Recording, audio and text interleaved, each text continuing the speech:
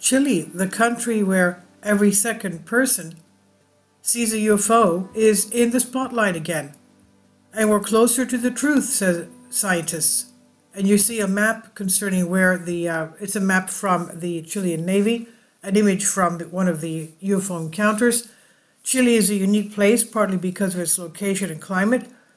The country fascinates with its diversity, with the Atacama Desert being the highlight at the northern part of the country, and on the other hand, the UFO sightings in the skies of Chile are the most compared to anywhere else in the world, and a considerable part of them are associated either with lightning or with emissions of energy into the atmosphere, similar to lightning.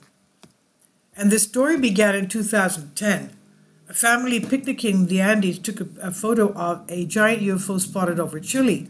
The picture showed a glowing orange object hidden behind the clouds.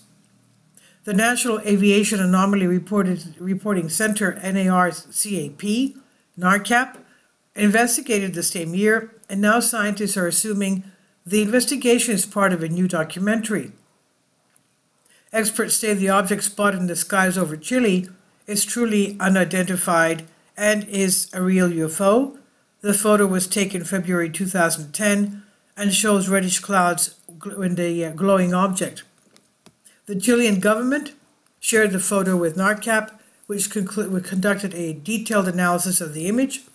Experts came to the conclusion that this is a real UFO. As evidence, we suggest watching the brand new documentary by Chilean ufologists who spent more than 10 years analyzing photos from 2010.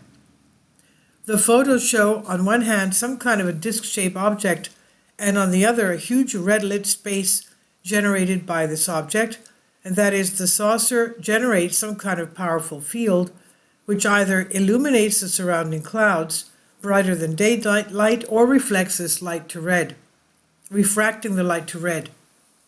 Naturally, if such a UFO hovers over your head in the middle of the night, you will see lightning, and if the UFO is large enough, also large, with a diameter of 1 to 2 miles, then the lightning will turn out to be rather large, visible far beyond the horizon. However, a number of recent observations of strange UFOs allow us to propose a completely different option, which will not please either ufologists or anyone else, unless the fighters against chemtrails get overexcited, and we'll write a little bit about this in the near future. But while enthusiasts are collecting and systemizing the new material filmed by people, we will quote the available theories for the inexplicable and completely wild Chilean phenomena in the atmosphere. For example, astronomer and video effects designer Mark D'Antonio suggests this may be the result of a prism effect creating the rainbow. When an image is split in half, the sun is on one side and the object on the other. The distance from the center frame to the subject remains the same. The likelihood of an object being exactly the same distance from the sun is low if there is no lens flare. Lens flare occurs when bright rays hit the camera, creating what are called artifacts. However, not all experts agree with the D'Antonio's opinion. Juan Hernandez, a meteorologist with the National Weather Service, said that while he is not a photography expert, he does not think there is a prism effect.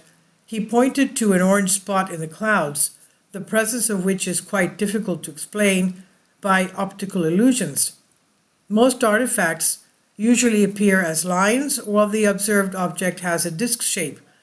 Physicist Matthew Shidagas from the University of Albany also supported Juan Hernandez's opinion.